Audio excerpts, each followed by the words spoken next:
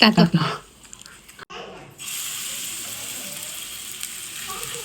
के पाक्दैछ हौ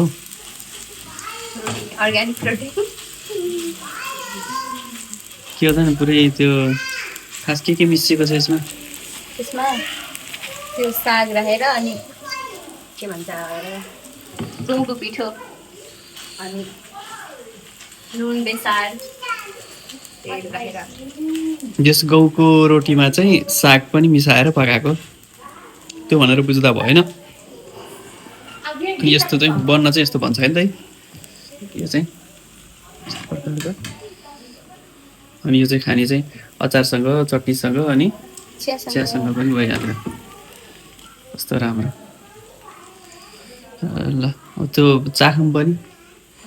चाख्न मिल्छ कि न अहिले चाखौँ न त तपाईँ चखाइदिनु न चखाइदेऊ न चखाइदेऊ के कसरी म कसरी पाचेर ल खासमा पहिला भान्सेले खाने यसरी हैन भान्सेले खाऊ न ल ल यस्तरी भान्सेले खाने हो खस्यो अनि म पनि खाने हो